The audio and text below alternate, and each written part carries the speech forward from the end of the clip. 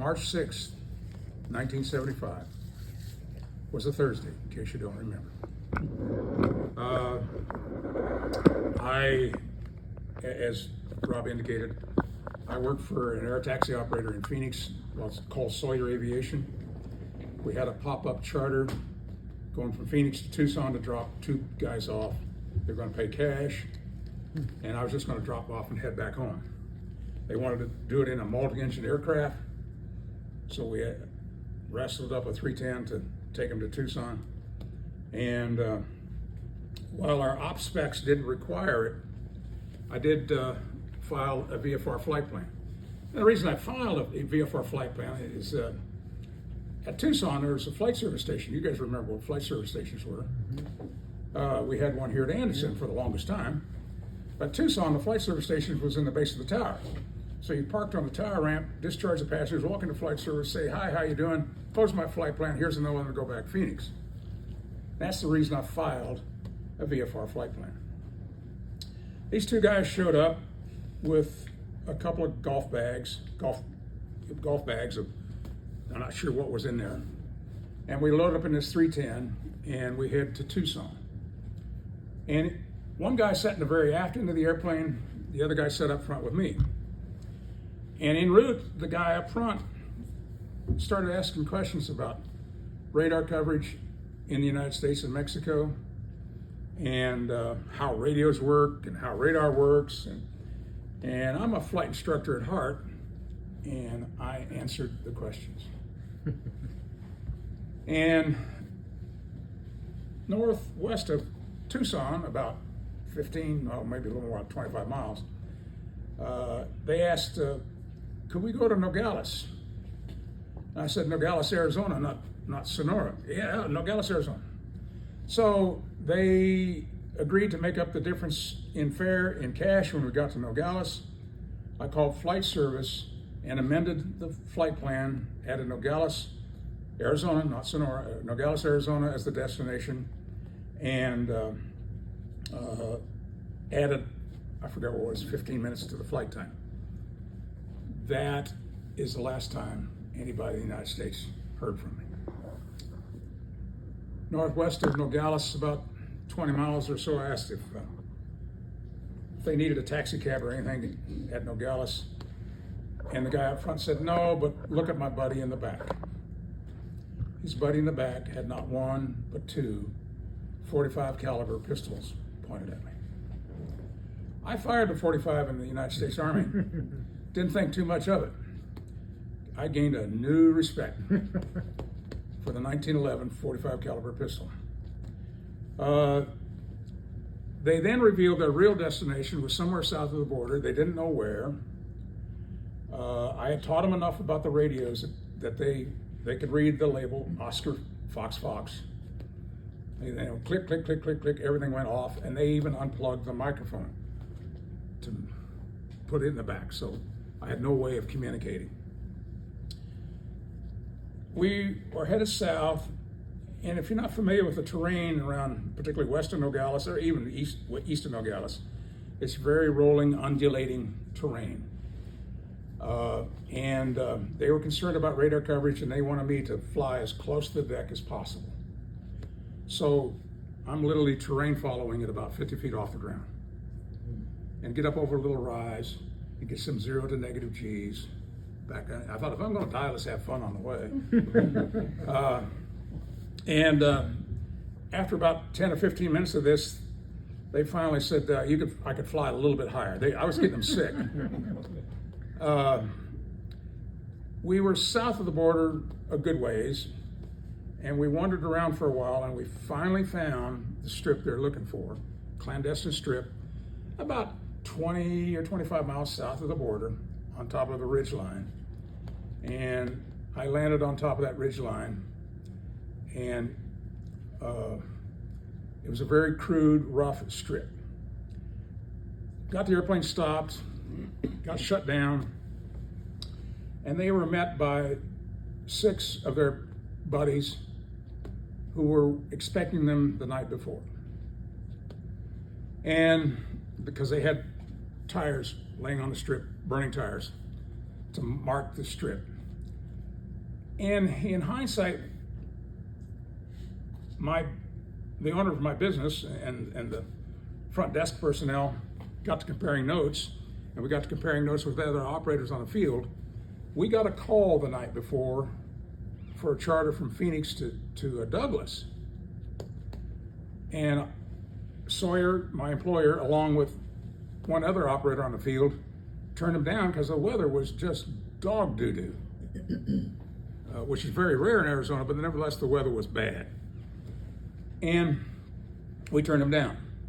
So we are convinced, I say we, my employer and myself, we're convinced that they were trying to hijack this airplane the night before. Had that happened, and somebody trying to land on that strip at night, they would have been killed. It's just, that strip, that short, at night, it would have been impossible.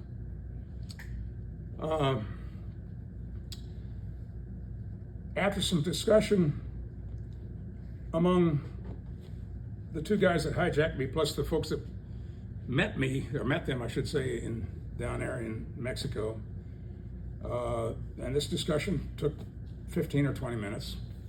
It was decided that we're going to load the airplane up with 310 is a 6-place airplane, in case you don't remember. They wanted to put myself plus 6 people. I don't know, somebody's going to have to sit on somebody's lap. And I said, the airplane will not get off the ground. And they said, well, how many can you take? And I said, myself plus 3. We compromised at myself plus 4. So we left with 1 empty seat. The takeoff from that strip, field elevation there was around 3,800 feet or so, fairly high. There's a technique you can use in the 310s and 400 series Cessnas with the split flap, and that's accelerate to where you think you're finally out of runway, and you pop on the first notch of flaps, and the airplane will just literally kind of float in the air, and that's what I did that day. Got the airplane in the air, and it staggered in the air, got it flying, and now we're heading south towards Hermosillo, which is 150 or so miles into the interior. They were not concerned about altitude at this point because they thought they were far enough south of the border. Radar's not going to be an issue. So they told me I could go as high as I wanted. And I thought, well, let's go to 15 or 16,000 feet, see if I can't put them to sleep. I got to about 11,000 feet and they said that's high enough. So we flew for about an hour or so, and there's discussion in the back among this group of people about something I don't know what, and for whatever reason, to this day I don't know why, they changed their minds and wanted to go back to the strip we had just left. So, but now they're concerned about radar coverage. So we're back down on the deck, fairly close to the ground.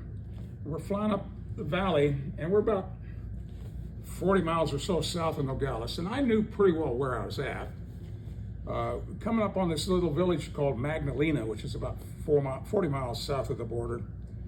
And as you're going north, the river valley has a left fork going up towards Nogales. The right fork goes up, literally uphill towards Fort Huachuca. And I knew where I was at, and I deliberately went up the right fork. And I even got to the point where we were back over U.S. territory. Now, how did I know I was back over U.S. territory? I saw Forest Service road signs with a distinctive U.S. Forest Service logo on it. So I knew I was back over U.S. territory, but I had them convinced that this gringo pilot was lost. Completely lost. And I pointed to a map and I showed them at that time there was a non-directional beacon at Nogales, Sonora Airport. I said, if you let me turn this ADF receiver back on, that needle will point towards Nogales. What I didn't tell them was that the radio was tuned to the Ryan beacon just west of Tucson.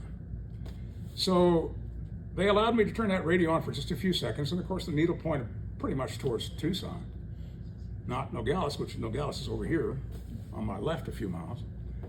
And this went on for a while, and One of the guys who we picked up in Mexico had served in the U.S. Army in Fort Huachuca, and he recognized the terrain. And he said, this gringo pilot is totally lost. And they got me turned the right direction. At some point along here, the guy in the front seat, who had been in the front seat from the very beginning of this ordeal, took a liking to my watch. He said, you have a nice watch. And I took it off and handed it to him. I said, it's yours. What I did not realize, and here's the watch, by the way. What I did not realize is in that culture, in the Mexican culture, if you consider someone a friend and they admire a possession of yours, and it's within your means and power to give that possession to them, you do it. And that endeared me to a certain degree with the guy in the front seat, and I'll get to that point in a little bit as to why that played into basically me being here today. We flew around. As we're flying south of Nogales, they wanted me to avoid, quote unquote, the guard shack that was about 15 miles or so south of town. And we avoided that. We landed at that same clandestine strip a second time. And at this point, I estimate that I was been flying the airplane for a little over 3 hours at gunpoint, and you don't know what exhaustion is until you've flown an airplane at gunpoint for 3 hours. I was mentally, physically exhausted. I was left in charge of one young man who's going to take, basically guard me, keep me from running away, although I didn't have the ability to run at that point. The guy's maybe 5 foot tall, 120 pounds at most, and I was wearing a tie, and I actually took my tie off with the intention of killing him if I got a chance. Now, God did not provide that opportunity, and it's just as well, because that 125 pounds of mean muscle, he'd have killed me. So I'm glad in hindsight that opportunity never came about. By the way, I'm going to let this scrapbook go around. This is news clippings, various things from that episode. The rest of with the exception of myself and the guy left in charge of me, they all went down the mountain in search of a car, and they came back an hour later, and we all piled in this car and drove basically down to the valley floor. And I was asked if I was thirsty, and I said, yes, I'm very thirsty. They offered me a soda bottle of water that was corked with a wadded up piece of masking tape. That was what was the cork.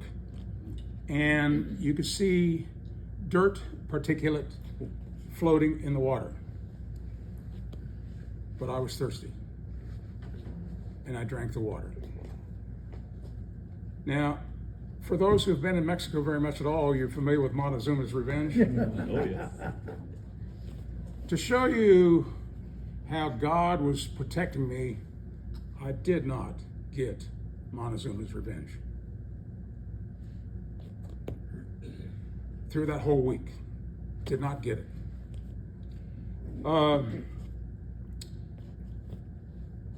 Later that evening, the original hijackers disappeared, and I was left in charge of a guy by the name of Pedro.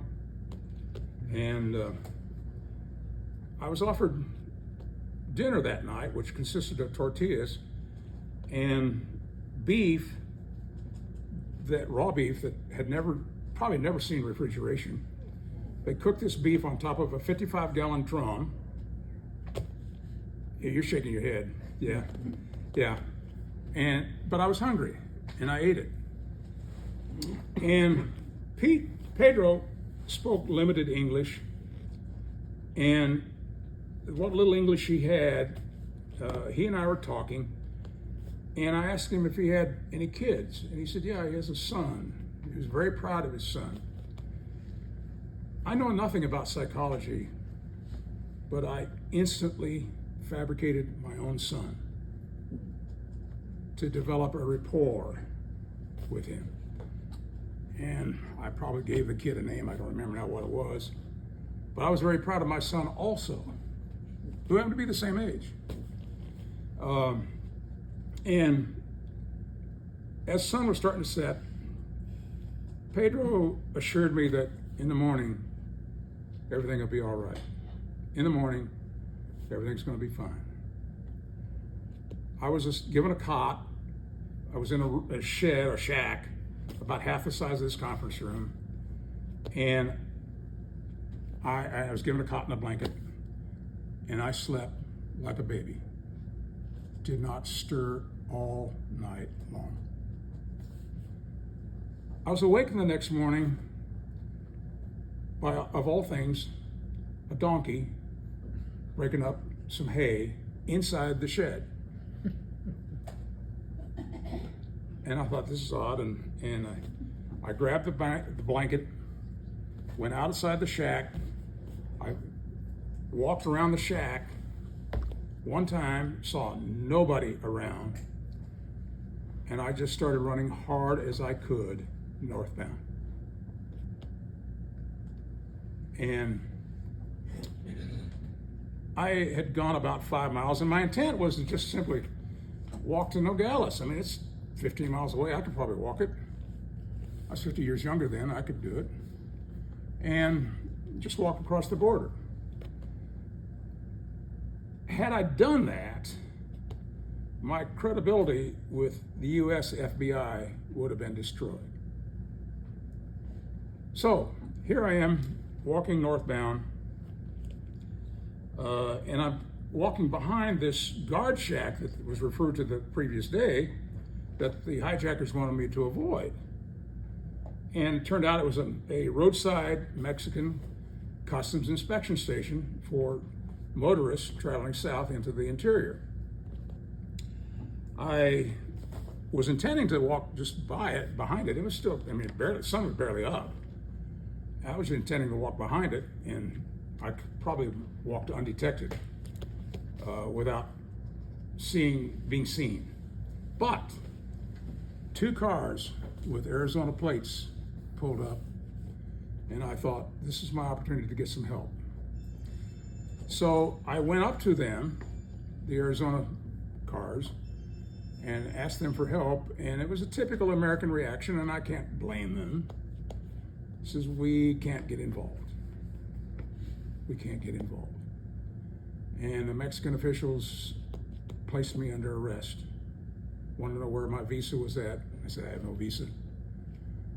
They placed me under arrest, and a Mexican businessman going northbound stopped, and he did some translating for me.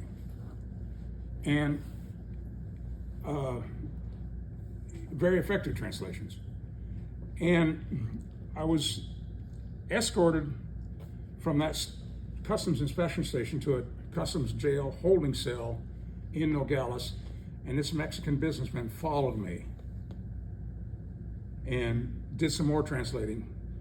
And I asked him, are you going across the border anytime today? And he said, yes. And I handed him a business card. I said, please call my employer, Collect. You two don't know what collect means. I said, call my employer, Collect, and let them know where I'm at. And he did that a couple hours later, and that was the first that anybody north of the border knew I was alive.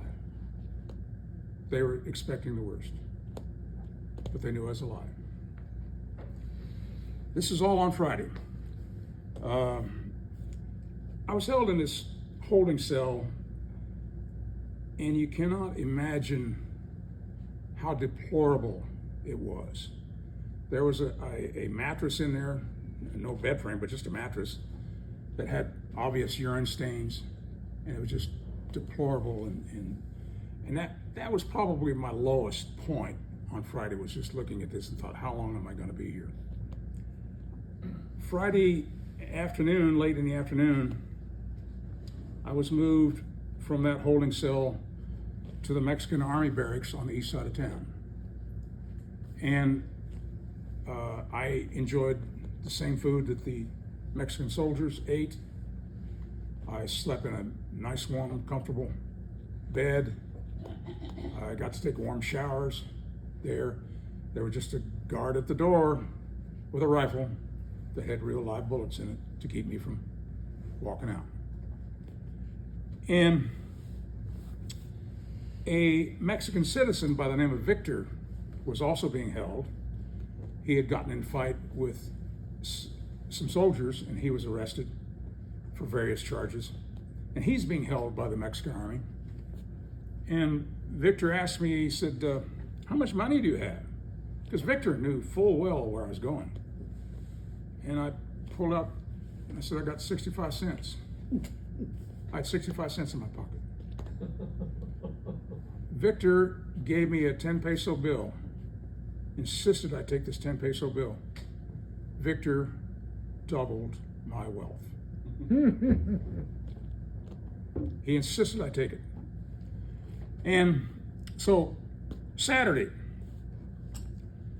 not a lot happened. However, a Mexican officer trying to learn English used me as his captive English teacher. And that occupied my day Saturday. Just teaching him some basic English phrases. Sunday morning, 2 federales came to the barracks. They, along with 2 soldiers and I, piled into a car. Just went for a drive. I had no idea what we're doing. Went for a drive. We were driving east of Nogales on a dirt road that literally just 15 feet from the fence. This is before the wall. Just a 3-strand barbed wire fence. That was all it was. And we're driving east of Nogales, 10 or 15 miles. And we stopped. And they said, okay, you can get out now. Middle of nowhere. And I thought, is this my execution? And I started pleading. I said, what's this for? What are we going to do here? Oh, you're going to be okay. You're going to be okay. And we stood around for over an hour just kicking rocks, doing nothing. After a while, we piled back into the car, go back to Nogales. Now, by this time it's lunchtime, and we went to a Mexican restaurant east of the main gate. The Mexican restaurant was literally just feet from the fence, but it was off the beaten tourist path. It was a locals restaurant, not a tourist restaurant. And we went in there, and the odd thing is that I had been in that same restaurant 7 or 8 months earlier with another client, this time legitimately. He was a native Spanish Mexican speaker, native Mexican, and he knew about this place. And we went in there that evening for dinner. Walked across the border, landed in Nogales, Arizona, walked across the border, and the proprietor of that restaurant that evening, again, 6 or 7 months, 8 months previously, was passing out tequila. Now, in the Mexican culture, to turn down somebody's tequila is a huge slap in their face.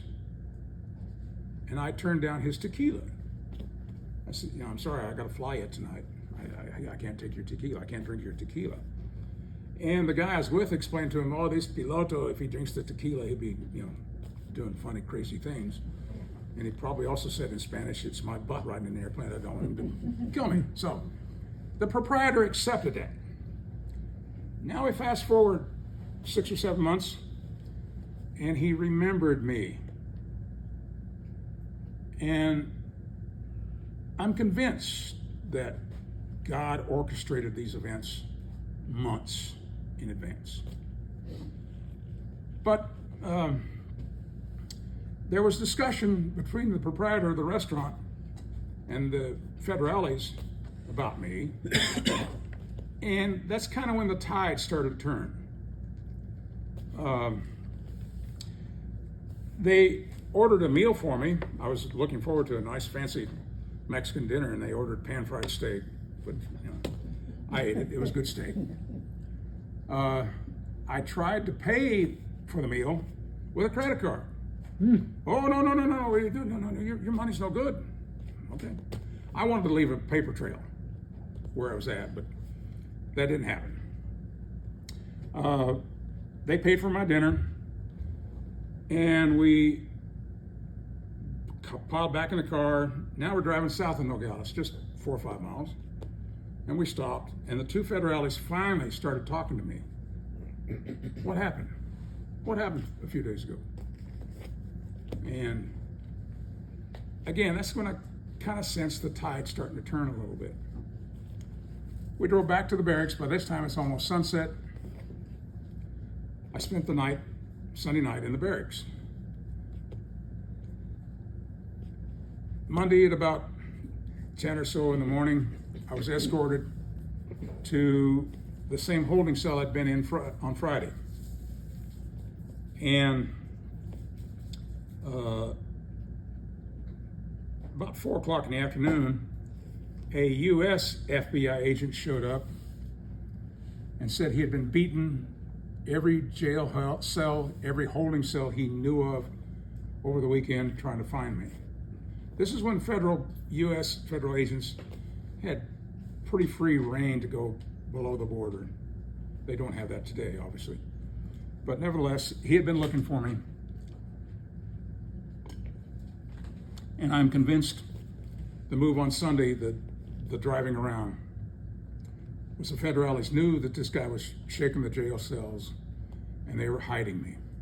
They were literally hiding me for the day. But this guy spent an hour and a half or so with me, and we went over the hijacking episode in great detail. And he's taking notes just as fast as he can write. He was a native Spanish speaker, by the way. He said, they're going to transfer you to the federal penitentiary, but is there anything you need that I can get for you? And I said, clean underwear. You don't know how precious clean underwear is. And later that evening, just around 5 o'clock or so in the evening, I was moved to the federal penitentiary in Nogales, Sonora. This is a recently built penitentiary. And there was a betting pool going on inside the prison on when this gringo pilot was going to show up. And it was kind of interesting that they knew I was coming. They just didn't know when. Because I was in the news and I didn't know it. But this hijacking was in the news, and of course they get U.S. radio just as easily as not in that prison. So meals in the prison. In the morning, the morning meal consisted of what they call crema, which was a thin cream of wheat, and 3 tortillas. Now, mind you, the tortillas are prepared by a cook who has probably not changed that t-shirt in 4 or 5 months. And he's got this stack of tortillas under his arm. Literally, it's 2 feet high. And he plops these things down on the dining table. The dining table, by the way, is concrete. I was held in a common area, which was basically the dining hall. And the prison was overcrowded. And the recent arrivals were all in the dining hall. And my bunk was the top of a dining table. Concrete dining table. But nevertheless, breakfast was this crema, kind of a thin cream of wheat, 3 tortillas, Dinner was a hot water bone soup and 3 more tortillas. And dinner, I said lunch was soup and tortillas. Dinner was beans and 3 more tortillas. Now, the straw boss of the cell block I was in was an American, and he kind of took me under his wing and explained how things are going to work. And he said, what a lot of us will do for the evening meals, we'll pool our resources, take our ration of beans and tortillas, and they would go to there's a little mini mart inside the prison run by a prisoner where you could buy fresh vegetables, well, fairly fresh. And there's also a restaurant inside the prison run by another prisoner. But at any rate, they went to this little mini mart and got a fresh onion and some Tabasco sauce. And the guy running the cell block, the American, had his own private cell. By the way, he had the key to his cell, to his lock on his cell. And he had a homemade hot plate in his cell. And a bunch of us pooled our resources, bought an onion, and refried the beans and made a halfway decent meal. I slept fairly well. And each morning and night, by the way, in the prison, they call a roll, and the guards could not pronounce English names. They would get to the Hispanic surnames like Rodriguez and Gonzalez, and presente. They'd get to my name, and it's Daily Ellis. I said, it's Ellis, and I'm here, damn it. And that was morning and evening roll call. Tuesday, not a lot happened. There's a line in an old English movie, old English text, where somebody says, give me an occupation or I shall go mad. I needed an occupation or I was going to go mad. And God gave me that occupation. There was a prisoner there, Mexican, who spoke absolutely zero English.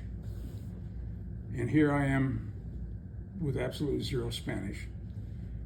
He had an IV running. He basically got some kind of infection where they basically were flushing his kidneys with this rapidly flowing IV. And the poor kid had to urinate so bad he could taste it. But his fellow citizens were afraid to touch him. They were afraid of this disease, whatever it was. And I said, well, I can help him. So I got locked inside this common area, again with all these picnic tables. He was in one corner of the common area on a table with this IV running into his arm. And I found a cup and a bar of soap, and I helped the kid relieve himself. I spent 2 hours doing this, back and forth to the toilet, dumping his urine. And that gave me an occupation on Tuesday that was much, much needed. The doctors wanted this kid to drink milk, but the kid was like me, he had no money. And so I went to the proprietor of the restaurant. By the way, the restaurant served hamburgers that McDonald's would probably throw away, but nevertheless, they had hamburgers and things like that in that little restaurant. If you had the money, you could go in there and buy quote-unquote standard fare. But I went to the proprietor of the restaurant, and I basically browbeat him a little bit. I said, your compatriot needs this milk. He has no money, I have no money, I'm not gonna drink the milk. Please give me a couple of cartons of milk so this kid can drink some milk. And he said, oh, okay. Here's the milk. And so that was my occupation Tuesday. Wednesday morning, I was called out of the prison compound to report to the commandant's office. And I was taken then to an office basically in downtown Nogales, which turned out to be the federal prosecutor's office. And my then fiancé, we had been engaged, by the way, when all this happened, about 10 or 12 days. She and along with one of the Sawyer pilots, Warren Allen, and Judy, my fiancée then, and two FBI agents from Phoenix met me in this office. To back up a little bit, I missed a little point. Monday evening, I was called out to the commandant's office, and I was met there by two gentlemen who informed me that they were my attorneys for this proceeding. My employer pumped, this is $1975, he pumped about $10,000 in, quote, legal fees into Mexico almost overnight. Now, I'll save you the math. $10,000 then is worth about 60 or 65 today. So it was a lot of money went south of the border to, quote, provide legal services to me. Wednesday morning, I was again in this federal prosecutor's office, and Judy and I are obviously very emotional, and Warren Allen, my cohort at Sawyer, we're all very emotional and congratulating each other on, seeing each other finally. And it was interesting that the Mexicans they just ignored that emotion. They just turned around and ignored us. I just thought that was amazing. They ignored us. But I was then escorted into the prosecutor's office. The door was closed. My lawyers, by the way, are out in the hallway. The FBI agents are out in the hallway. It's just this federal prosecutor and his secretary, who may have weighed 95 pounds soaking wet. The prosecutor is asking me questions in English. He's dictating a statement to this young lady in Spanish, and she's typing an original and 5 carbons. You don't know what carbons are. As fast as she can. And this went on for probably close to 2.5 hours. And this statement was 8 or 9 pages long. And here, sign it. I said, well, I don't know what I'm signing. I don't know why I can't sign this. Oh, but it's what you told me. What you told me the last couple hours. So I reluctantly signed it. The U.S. FBI was then invited in. My attorneys, by the way, are still out in the hallway. But the agents were invited in. And the guy who interviewed me on Monday, of course, he's a native Spanish speaker, he read this statement and caught some very incriminating translation errors and got them corrected. So, by the time I got done there, it was pushing 3 o'clock in the afternoon. And in the meantime, Judy had given me some cash, and I was taken back to the prison compound. That evening, after the evening meal, myself and Victor were both called out to the commandant. Victor from Saturday, both called out to the commandant's office, and we were both informed that we had been found innocent. Found innocent. Victor, being being a Mexican citizen, could walk out the gates. I, unfortunately, had to be deported, and immigration was closed for the day. Now, Victor and I are chatting and congratulating on each other on being found innocent. And I pulled out a 10 peso bill. I said, Victor, in fact, it's right there. I think they're on that page you got your hand on right there. I said, Victor, I owe you this 10 pesos. Here, I want to give this 10 pesos back to you. Oh, no, you keep it. And Victor searched for what seemed like minutes, but probably not more than 10 or 15 seconds. And he finally said, "You keep it, it's a souvenir." So I got him to autograph it, and it's still in that collection. Yeah. The next morning, around 11 or so, I was finally called out again to the commandant's office. This is Thursday morning. Taken to the customs immigration office, just literally 2 blocks from the border. And 3 U.S. FBI agents are waiting for me there. And the immigrations folks wanted a statement from me. And the guy who spoke native Spanish said, "Do you mind if I just dictate to him what?" I said, "Be my guest." So he spent a good 45 minutes or more dictating a statement to them, and I walked across the border under the escort. I was released basically into the custody of these 2 U.S. FBI agents who assured the Mexican authorities that, yes, we're going to take this guy across the border and take care of him over there.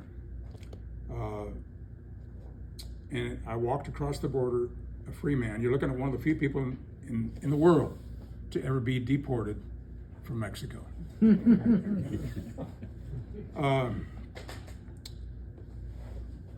The U.S. FBI knew that I was their star witness, and they knew that I was going to get barraged with news media when we got back to Phoenix. So they had rented a hotel room. They had purchased clothes for me to make me look halfway presentable.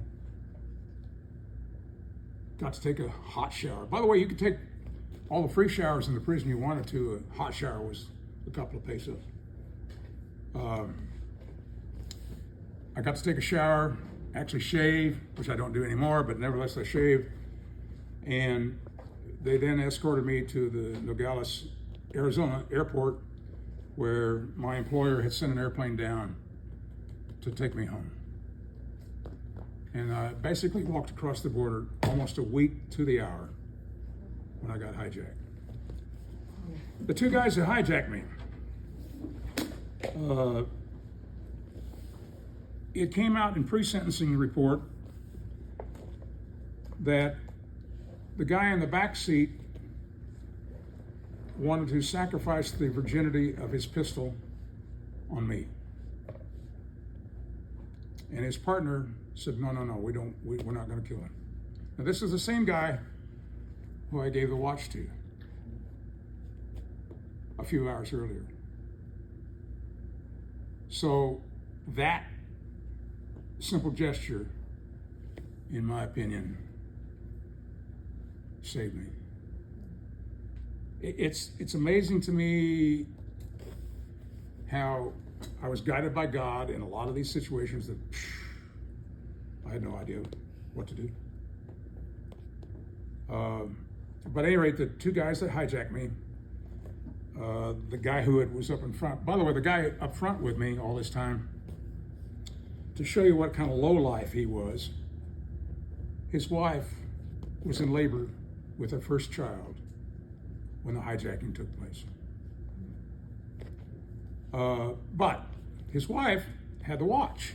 He was arrested, by the way, in Las Vegas, Nevada, and his wife had the watch, and the U.S. FBI went to his wife's apartment or wherever she was at. They knew where she was at, and said the watch would really help the case. Do you have the watch? Now, they probably weren't totally truthful. They didn't tell her which side of the case it was going to help. But yeah, she had the watch. So she surrendered the watch, and that was then a piece of evidence in the federal proceedings against them later on. I eventually got the watch back. The other guy was in Mexico. The U.S. FBI agents knew where he was at. He was also wanted for murder in Mexico.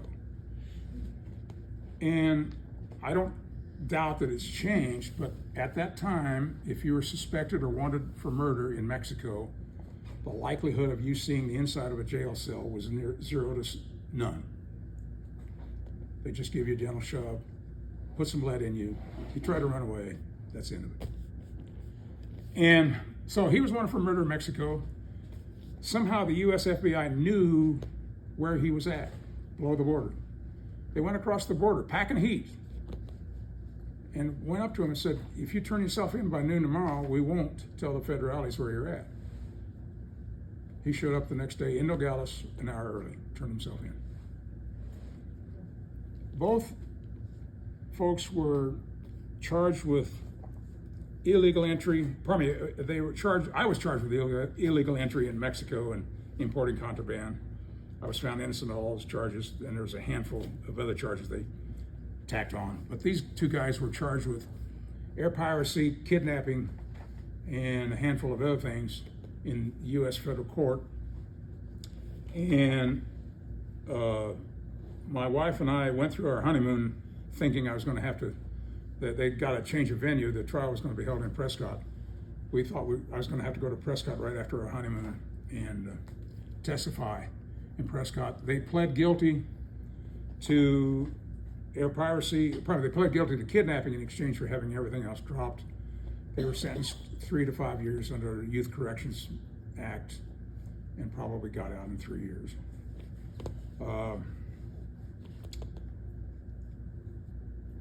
My wife and I, our wedding was June 13th, 1975, almost 50 years ago.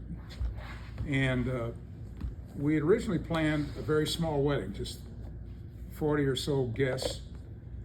And our guest list swelled to 250, literally overnight. And one of the guys we invited to our wedding was the FBI agent who worked with me in Phoenix. And he showed up. Was kind of surprised to see him there. So. That's the story of my challenging week in Mexico. In the United States. You can see in those memorabilia things there that I was walking back with open arms, and I was the media star for maybe 10 minutes. Did you go to Mexico for your honeymoon? No, we had planned. Well, oddly enough, we had planned to go to Mexico, but the lawyers suggested that no, now is not a good time for you to go to Mexico. Yeah, what happened to the airplane? The insurance company recovered it almost a year later. The Mexicans had flown it, we estimate, over 100 hours. Whether they did oil changes on it or not, we don't know. But the insurance company, it was a 1973 Cessna 310. You could care less, couldn't you? Yeah, at that point, yeah. Yes. The passengers had changed their mind and wanted to go back. What was that all about? I don't know. There was a deal apparently, and I'm getting all this third hand, so how much of it is accurate I don't know. But they had a deal apparently to trade the airplane for about 20 or 30% of its value in marijuana. Now you could take a bunch of high school kids who had any business sense at all and say, plan this business. These guys had not given one thought as to how they're going to get the product back to market. Now, when you were in that shack and you woke up in the morning and no one was around you, and you started walking to the north, could you have just jumped in the plane and took No, off? because it was up on a hill about 1,800 feet above me. Oh, okay. I had no idea what kind of shape it was in. Yeah. And it's interesting you asked that, you bring that up. I learned later the federales already had it staked out. And they like to shoot first and ask questions later. So had I climbed up that hill and even approached the airplane, I'd probably been shot on the spot. Wow. So, Well, some bureaucrat made a lot of money on that deal. yeah. Did you get your clean underwear when you asked for it? Yes, the FBI agent did bring, I failed to bring that. He went out and bought clean underwear on his own dime. You hear lots of bad things about FBI, but I had the greatest admiration for those folks. By the way, they knew who they were looking for by name within about 90 minutes of the hijacking on just vague, this is long before security cameras and what have you, on vague descriptions and aliases that they put down on the manifest. Oh.